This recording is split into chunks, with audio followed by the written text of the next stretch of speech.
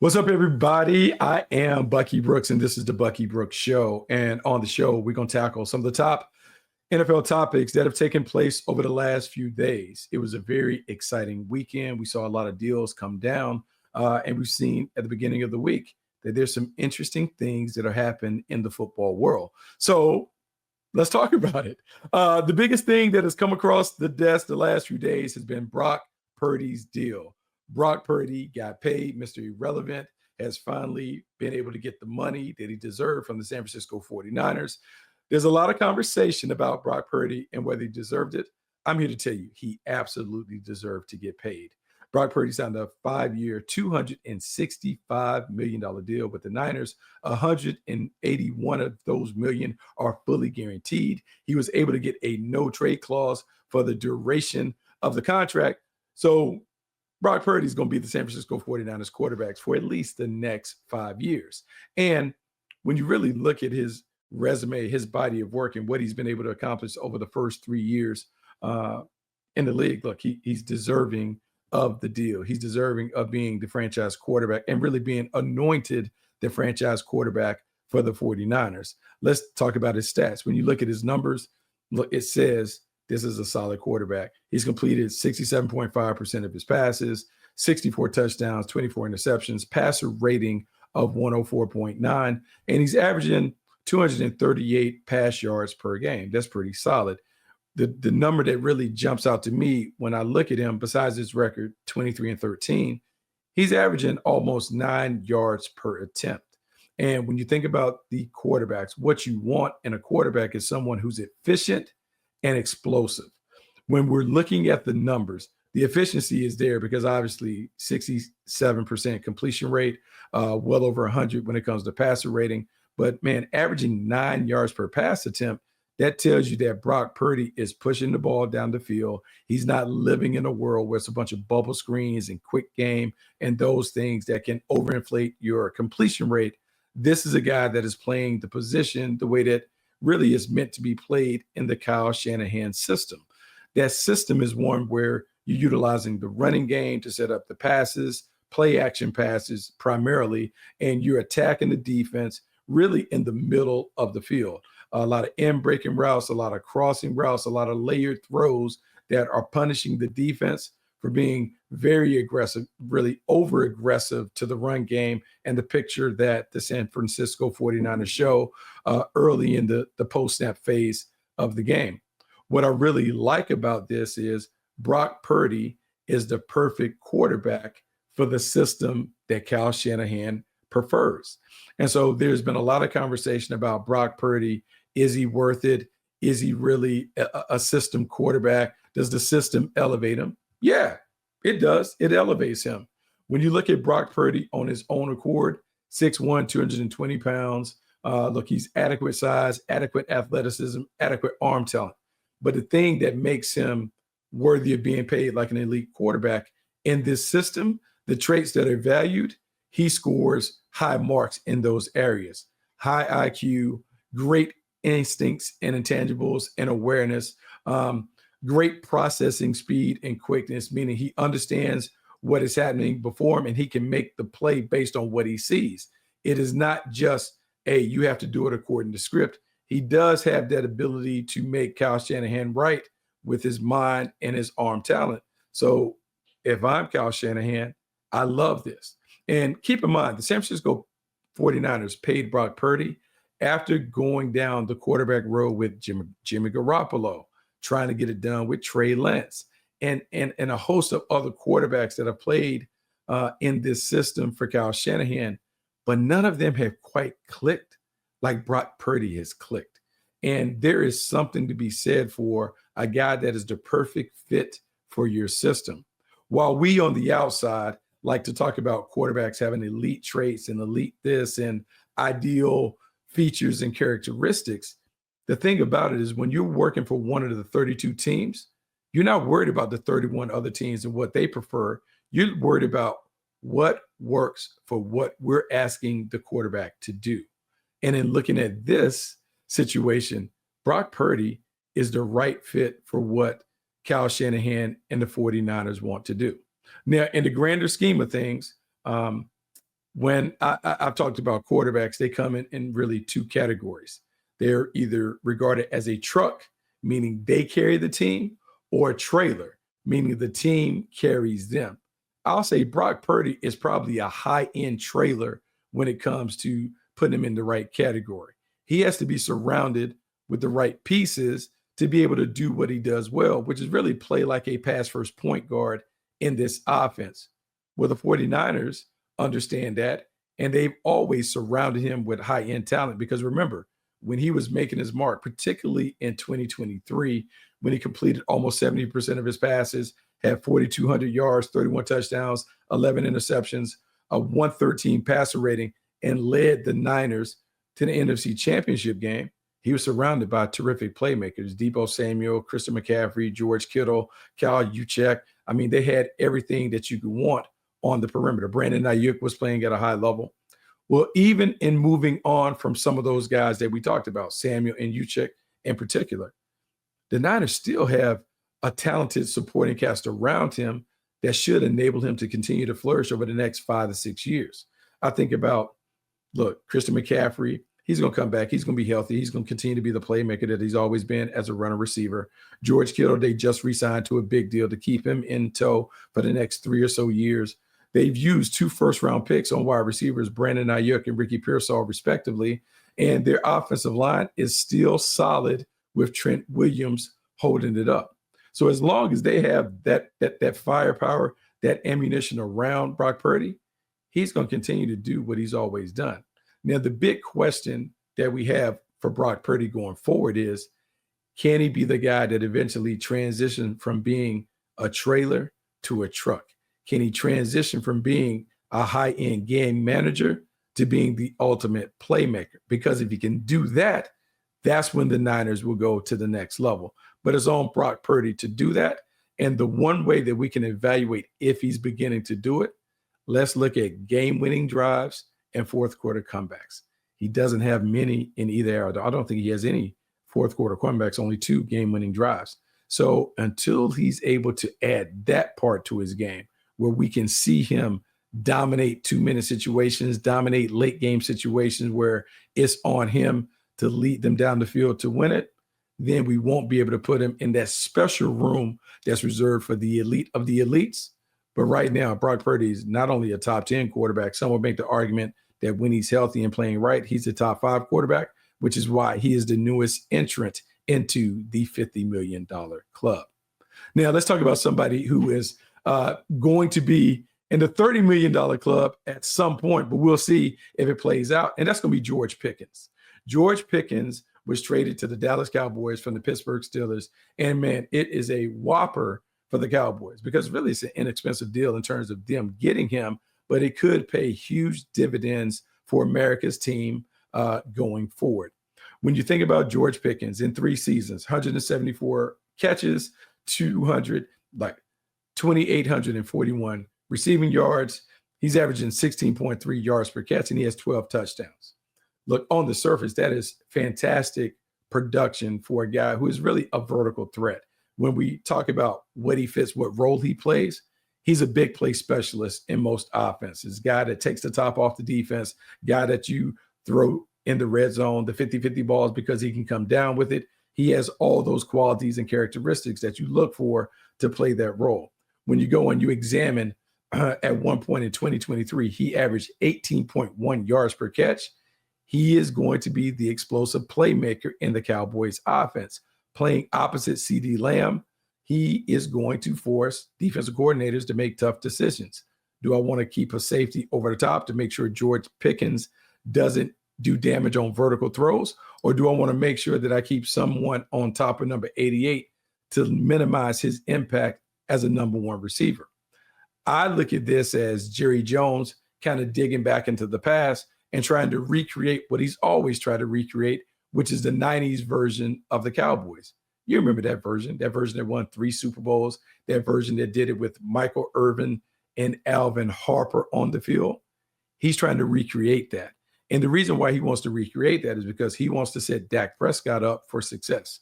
Dak Prescott is making major money. Dak Prescott is going to be due a new deal.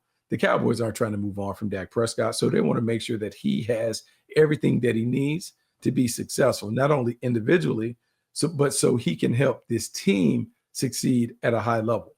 Well, the way that you do that is you make sure that he has all the firepower in the passing game to do what he's done so well for the Cowboys since he's taken over. And what he's done well is really operate at an efficient clip, deliver the explosive plays when they were there, and manage to get this offense into the end zone time and time again. Well, now when I look at their wide receiver core with CeeDee Lamb, George Pickens, Jake Ferguson in the middle, they have enough to really force defenses to make tough decisions. I would like to see this running game get on track, and maybe it does get on track because they've really committed to the offensive line, which has also been something that was a hallmark of their 90s teams. They were big, they were physical, they could run the ball. Now they had the NFL rushing leader, Emmitt Smith, in the backfield, and they don't have anyone who resembles Emmitt in the backfield now. But if your offensive line is good, that's more than enough to compensate for not having a blue chip talent in the backfield. Look, maybe they can get it done with some of the journeymen that they have in the backfield. But what I do know is with CeeDee Lamb on one side, George Pickens on the other side, it makes it very, very difficult for a defense to figure out what coverage they want to play against the Cowboys. The other thing that I love hearing out of CeeDee Lamb's mouth that, hey, man, this isn't an A-B situation. There's no 1A, 1B. There are two number ones on the field. And that, to me, is CeeDee Lamb really opening up his arms to George Pickens and saying, look, man, I embrace what you bring to the table. I want you to eat just like I've eaten. I want you to have the success individually that I've had, because if you're happy, I'm going to be happy because I'm going to get balls to go my way, because the defense is going to have to pay attention to what George Pickens is doing. Look, the Cowboys have said that they're all in, but their actions didn't necessarily match their words. By going out and getting George Pickens, a proven big play specialist, they now are showing to the football world that they are all in terms of building a high-level offense that can compete with anybody in the league. Now, let's talk about JJ McCarthy. The Minnesota Vikings are a team that finished 14-3 last year. They were a team that, look, man, they were close to being a Super Bowl team, and they did it with Sam Darnold. And I know Sam Darnold rode the magic carpet ride last year. He had 13 games with a passer rating over 100. He had phenomenal numbers, 32 touchdowns. Kevin O'Connell was really in his bag helping him. I think this team can be even better with JJ McCarthy at quarterback. And I know I'm talking about someone who hasn't played an NFL regular season game, who only gave us a glimpse at his talent and potential in the preseason before missing the rest of the season with a season-ending injury. I know that we're talking about someone who only logged 28 starts during his time at Michigan, even though he was 27-1 and was a national champion. I know there's a lot of uncertainty about JJ McCarthy, but I got to tell you, when you look at JJ McCarthy and the things that he brings to the table, there's a lot to like, and there's a lot that we should anticipate the Minnesota Vikings doing with him as their quarterback.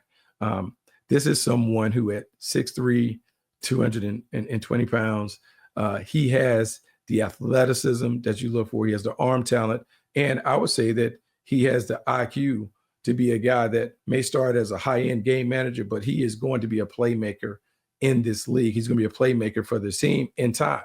I don't expect him to have to occupy that role immediately. I expect Kevin O'Connell to do what he did for Kirk Cousins, what he did for Sam Darnold, and that is to build an offense that's quarterback friendly, but is highly productive, meaning that he is going to build the offense around what JJ McCarthy does really well, while also making sure that the ball finds the playmakers to allow them to alleviate the pressure on the young quarterback. And when I look at the weapons on the perimeter, why wouldn't you do that? It's sensible to do that because that's how he operated, and that's how he elevated Sam Darnold from a journeyman quarterback to someone who was able to get a $100 million contract from the Seattle Seahawks. Kevin O'Connell understands that on the perimeter, he has Justin Jefferson, he has Jordan Addison, he has TJ Hawkinson. You have three guys that are terrific in their own roles. Justin Jefferson is the ultimate number one receiver. He can dominate the game at every level, whether it's as a catch and run specialist, whether it's on vertical plays, whether it's on just out maneuvering people with precise routes, he checks off all the boxes. Jordan Addison is the precise route runner that you love to have as the number 2, meaning that he is going to dominate the second corner because he has the stop-start quickness, he has the savvy, the timing, all of that you need to be able to win the one-on-one routes on the backside of a dominant playmaker. Then when you add TJ Hawkinson to the mix, a Pro Bowl tight end, someone who can dominate inside the hashes, you have now created all of these favorable matchups for your quarterback to be able to target. Throw in Aaron Jones and what he adds out of the backfield, not only as a runner, but as a receiver, you now have 4 weapons that are unguardable for most opponents. That allows JJ McCarthy really to just, execute the play as it's diagrammed. Make your reads go from 1 to 2 to 3. At some point, one of your guys is going to uncover. That is the way the offense operated and worked well for Kirk Cousins when he had a solid year. It worked well for Sam Darnold when he had a solid year. And it will work even better for JJ McCarthy because JJ McCarthy is more talented than both of those guys when it comes to athleticism and what he brings. What we need from JJ McCarthy, though, is to play within himself, to not worry about, hey, I got to put up these gaudy numbers. I got to show people that I'm worthy of being the 10th overall pick, that I'm worthy of being a number 1 player, that I should be the QB1 in my second season. He just needs to play the game in a way that allows the players around him to do the work.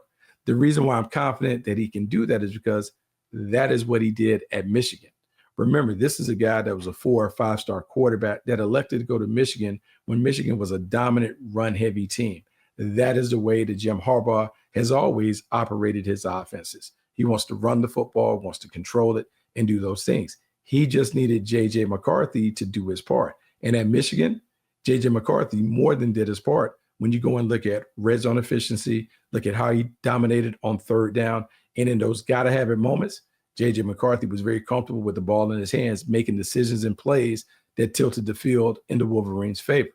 Well, if you take that same mentality, if you take that same approach, which is what Kevin O'Connell will do, JJ McCarthy is destined to succeed in this offense. And so for a team that has an upgraded roster, when you think about what they added on the offensive line, namely, you talk about Christian Darrisaw coming back, they drafted Donovan Jackson to complete an offensive line that should be one of the best in football. You think about what they're doing on defense, giving Brian Flores more weapons, more pass rushers, more guys that can dominate on that side of the ball.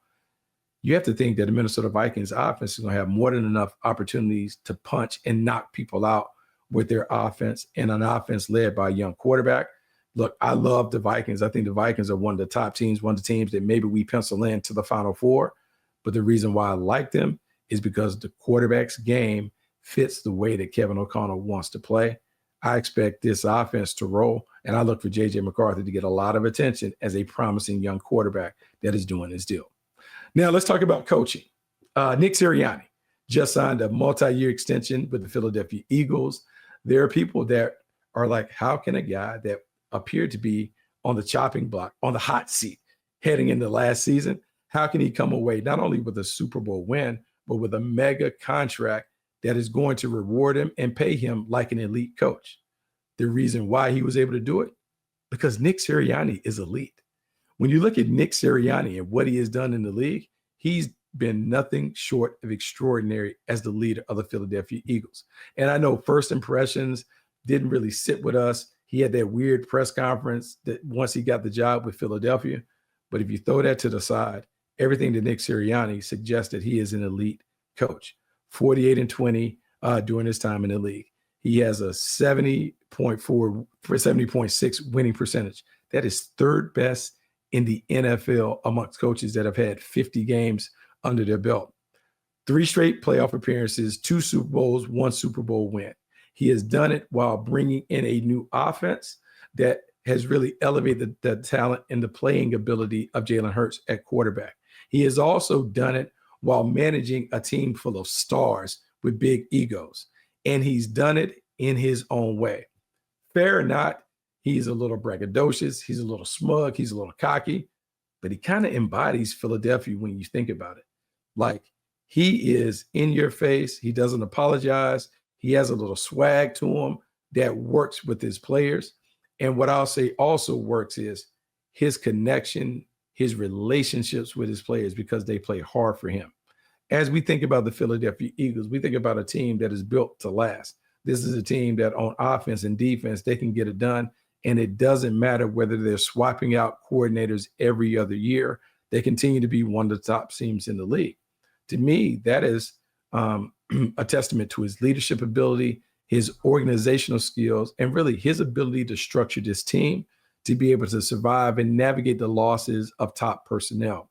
When I look at the Philadelphia Eagles and how they played, particularly how they played last year, the way that they finished, the rough and rugged nature of their game, of their playing style, that is Nick Sirianni. We may not like the personality, but it is obvious that he's authentic because the way the Eagles play matches the way that he presents himself on the sideline.